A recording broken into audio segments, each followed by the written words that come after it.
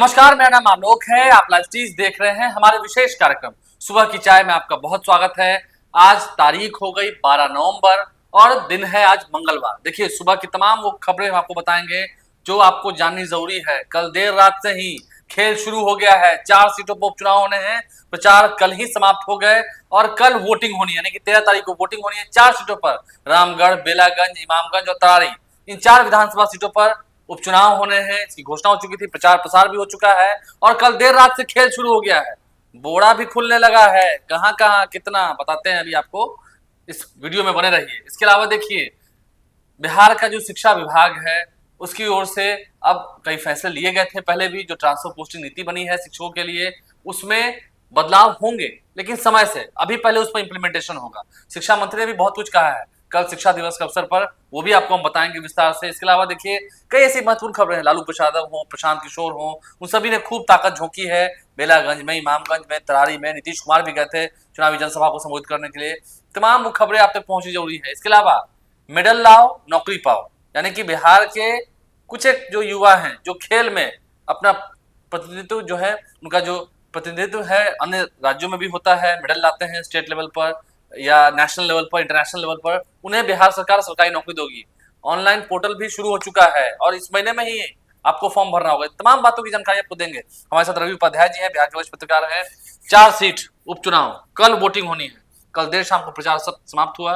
लालू प्रसाद, तेजस्वी यादव, तमाम जितने नेता हैं, बीजेपी के बड़े बड़े नेता, दिलीप जायसवाल, सम्राट चौधरी, विजय सिन्हा, तमाम जितने बड़े नेता हैं, उन सभी ने गलियों में घूमा है। एनडीए के तमाम नेताओं ने, अशोक चौधरी बिहार सरकार के मंत्री बेलागंज में डटे रहे, श्रवण कुमार गए, ललन सिंह गए, केंद्रीय मंत्री ललन सिंह गए, नीरज कुमार गए, एमएलसी जो हैं वो भी गए। सभी लोगों ने प्रचार प्रसार किया और अब प्रचार समाप्त।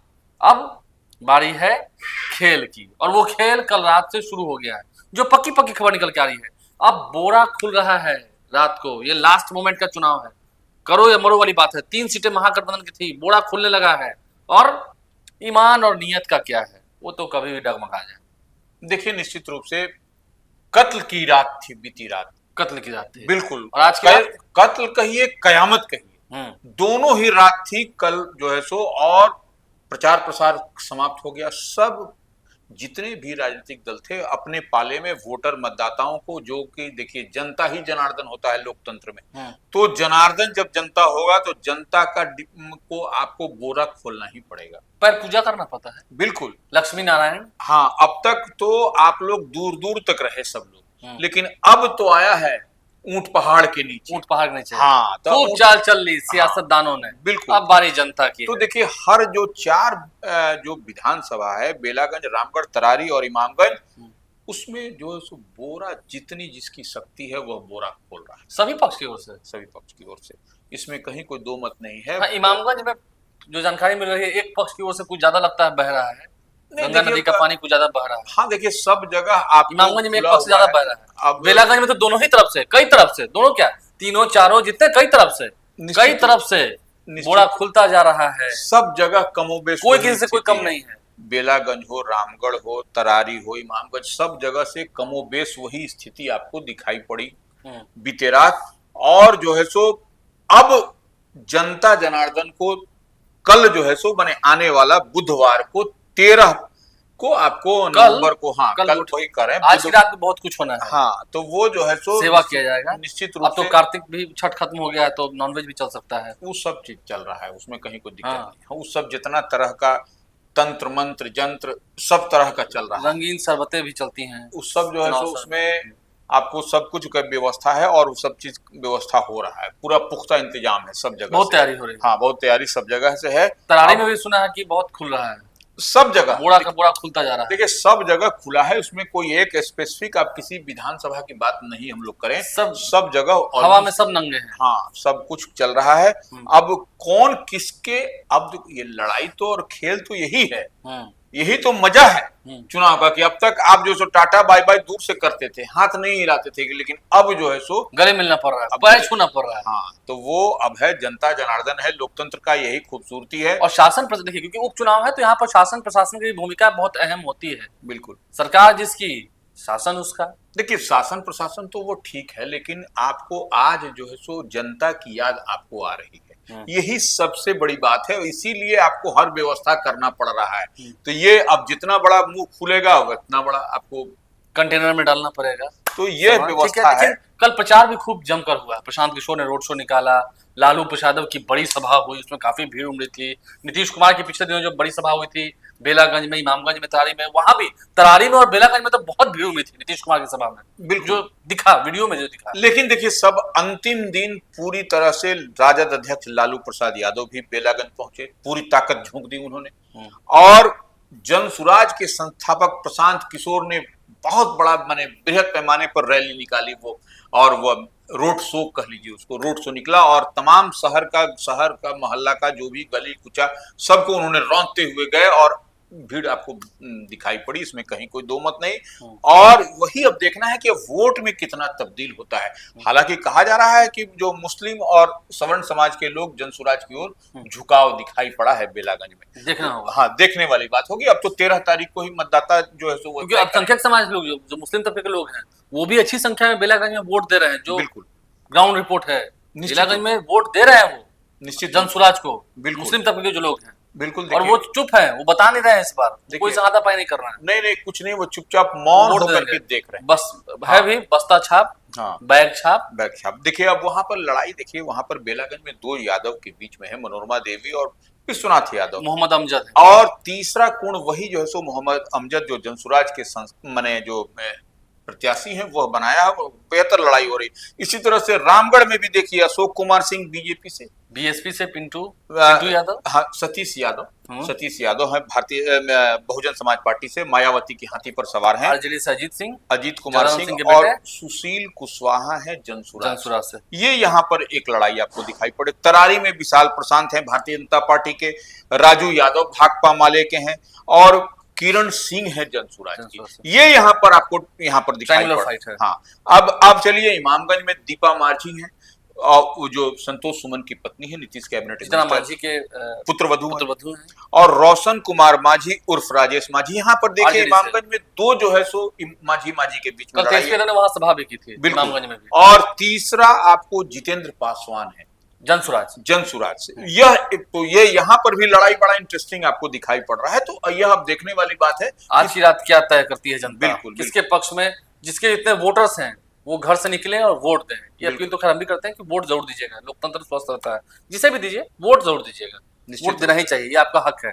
चलिए हम आगे बढ़ते हैं, बात करते हैं लालू प्रसाद की बात हमने कर ली, सभी की सभाओं की बात कर ली, जरा हम शिक्षा व्यवस्था पर आते हैं। बिहार की जो शिक्षा व्यवस्था है, शिक्षा विभाग है, कल ही शिक्षा दिवस मनाया गया, देश के जो प्रथम शिक्षा मंत्री थे उनकी जयंती मनाई गई, बिल्कुल मौलाना अबुल कलाम आजाद साहब की जयंती मनाई गई। नीतीश कुमार ने एक बड़ा मूर्ति भी लगवा दिया है पटना में, बेली रोड पे, नेहरू मार्ग पे, जवाहरलाल नेहरू मार्ग पे।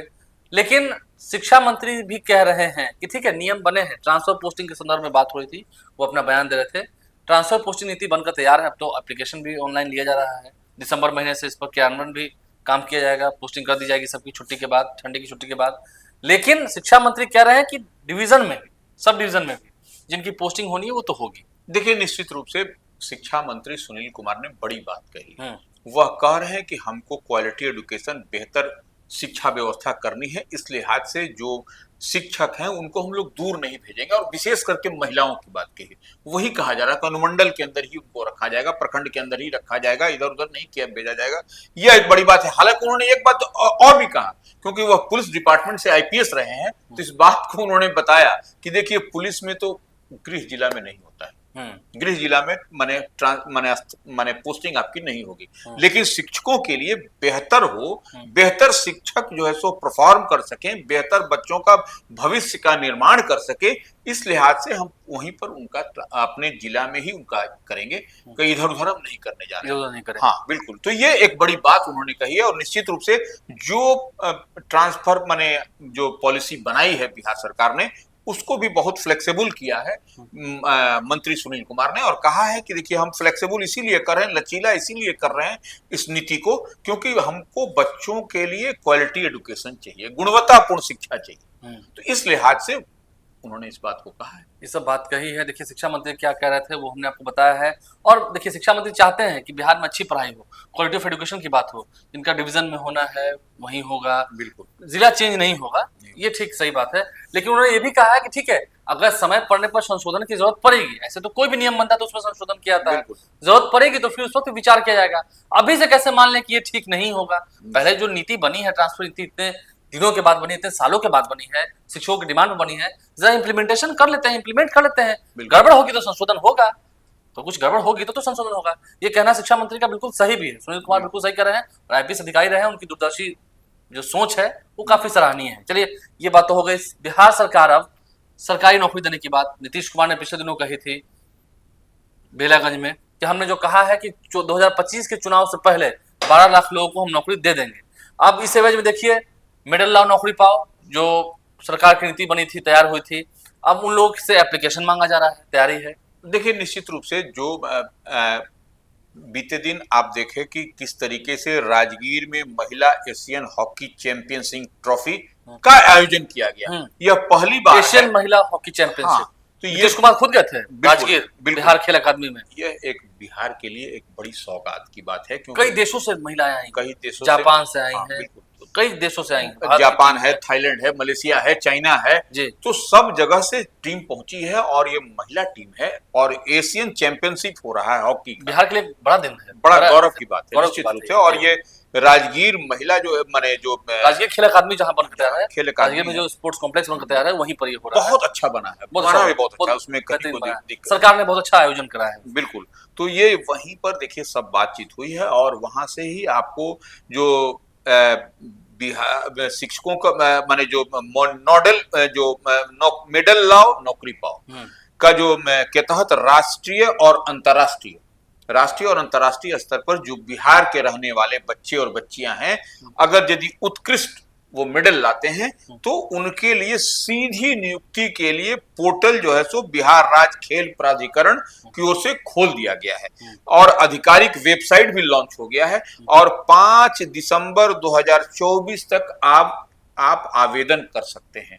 अगर यदि आप उत्कृष्ट खेल किए हैं और आपको कहीं मेडल मिला है राष्ट्रीय और अंतर्राष्ट्रीय, तो आप सीधे आप उसमें जाइए, वेबसाइट पर अपना सब कुछ लोड कर दीजिए, आपको जो है सो वह नौकरी मिलेगी। सिर्फ उसमें क्राइटेरिया है कि बिहार के आप रहने वाले, बिहार के होना चाहिए, मूल निवासी हो। हाँ। और उसमें क्या होगा, अब आप सोच लीजिए बिहार सरकार की नौकरी मिलेगी तो क्या होगा, यह भी लाइव सिटीज की जनता जानना चाहेंगे। तो उसमें स्केल 1 और स्केल 2 के सरकारी पदों पर आपकी नियुक्ति होगी, सीधा सरकारी नौकरी। स्केल 1 और स्केल 2, हाँ, आपने मेहनत किया है, पसीना बहाया है, तो आपको भी सम्मान मिलेगा निश्चित रूप से। सरकार की महत्वपूर्ण योजना है, बिल्कुल, और उस पर मुहर भी लगे, तो वेबसाइट ऑन हो रहा है बिल्कुल 5 दिसंबर तक ना, 5 दिसंबर 2024 तक आप आवेदन कर सकते हैं। वेबसाइट खोल दिया गया है। अब आप बिहार राज्य खेल प्राधिकरण का आधिकारिक वेबसाइट है, उस पर जाइए और उस पर ऑनलाइन अपना आप आवेदन अपलोड कर दीजिए। अगर यदि आप राष्ट्रीय और अंतर्राष्ट्रीय स्तर का खेल, देखिए इसीलिए यह जो आयोजन हो रहा है राजगीर में, यह भी जो है सो राष्ट्रीय स्तर का, अंतर्राष्ट्रीय स्तर, बिहार के लिए एक अच्छा दिन है, बिल्कुल बेहतरीन दिन है। बिहार ने इतिहास रचा है कि अब यहाँ पर अंतर्राष्ट्रीय जो मैचेस हैं, वो पिछले दिनों देखिए कैसे जो पटना का मोइनुल हक स्टेडियम है, मैं भी उस कार्यक्रम में शामिल हुआ था, सम्राट चौधरी ने उस दिन कहा भी था, जो बीसीए के अध्यक्ष हैं, बिहार क्रिकेट एसोसिएशन के अध्यक्ष हैं राकेश तिवारी, उन्होंने भी कहा था कि अब बेहतरीन दिन आ रहा है। पटना का मोइनुल हक स्टेडियम जो है, मोइनुल हक स्टेडियम, वो अब बीसीए को सौंप दिया गया है बीसीसीआई के थ्रू। बिल्कुल, अंतर्राष्ट्रीय स्तर पर उनको लागत लगाना है, पैसा बीसीए खर्च करेगा, बीसीसीआई खर्च करेगा, और 1 रुपए की लीज पर 7 साल के लिए दिया गया है। ऐसे तो 30 साल के लिए दिया गया है, बाकी साल में सरकार को भी उससे आमदनी होगी। अब यहाँ पर अंतर्राष्ट्रीय मैचेस होंगे, आईपीएल मैचेस होंगे, अंतर्राष्ट्रीय जितने मैचेस होते हैं, टीमें आती हैं, क्योंकि इसके एक जो नॉर्म्स होता है कि 30 किलोमीटर के अंदर में होटल होना चाहिए, सब कुछ है। देखिए पटना में ताज होटल खुल गया है, तो तस्वीरें काफी बदली हैं और बेहतरीन तस्वीर हो रही है सरकार में। अगर ये मोइनुल हक स्टेडियम जो अब एमओयू साइन हो चुका है, माफ कीजिए, हाँ एमओयू साइन हो चुका है, तो अगर वो ऐसा हो जाता है, साइन तो हो चुका है, सब हस्तांतरण भी हो चुका है, नहीं अब हो गया, अब उसको कोई दिक्कत नहीं है, अब उसमें पैसा लगेगा, अब बीसीआई के हैंडओवर, हाँ बीसीए के हैंडओवर हो गया है और वो काफी बेहतरीन बन जाएगा। तो यहाँ पर अंतर्राष्ट्रीय मैचेस होंगे, बिल्कुल। तो हर तरफ से बिहार जो है बदलता बिहार है, तस्वीरें बदल रही है और काफी बेहतरीन है, युवाओं के लिए बेहतरीन है, जो लोग बाहर जाकर देखते हैं उनके लिए रुकने की यहीं पर आईपीएल होगा, बड़े बड़े मैच होंगे यहाँ पर, मनोरंजन पर्यटन की अच्छी स्कोप है आगे और कई सारी चीजें डेवलप हुई भी है। खैर, इस खबरों में हमने आपको राजनीति के बारे में बताया है, सरकार का पक्ष भी बताया है, जाना जरूरी है, विपक्ष और सत्ता पक्ष दोनों की बात जानना जरूरी है। देखना होगा आने वाले समय में, अब उपचुनाव की बेला आई, कल वोटिंग होनी है, क्या तय होना है, आज रात को क्या क्या खेल होना है, वो भी आपको जरूर अपडेट करते रहेंगे। कौन कहाँ से कितना समरसेबल का जो चाबी है वो खोल दिए हैं, कितना तेजी से बहाव हो रहा है। पानी है, पानी तो लिक्विड चीज होता ही है, लिक्विड बहता है और बह ही रहा है, बहता भी है। खैर, जब इसे आम लोगों ने ही स्वीकार कर लिया है पर्दे के पीछे से, तो खुलकर हम भी नहीं बताते हैं, पर्दे के पीछे से ही छुपे छुपे शब्दों में हम भी सब कुछ बता देते हैं। बताना जरूरी भी है, जानना भी जरूरी है। हमारे चैनल को सब्सक्राइब कर लें, साथ साथ इस वीडियो को अगर आप फेसबुक पर देख रहे हैं तो पेज को लाइक करना ना भूलें। धन्यवाद।